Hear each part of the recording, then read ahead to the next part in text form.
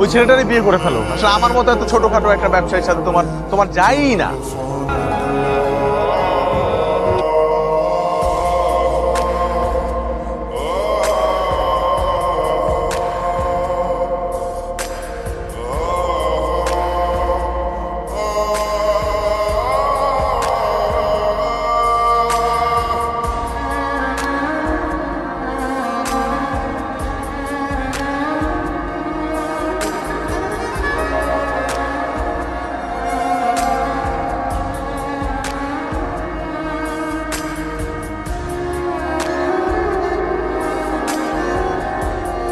যে যা হয় ভালোর জন্যই হয়, আর এরপরে কাহিনী তো সবারই জানা।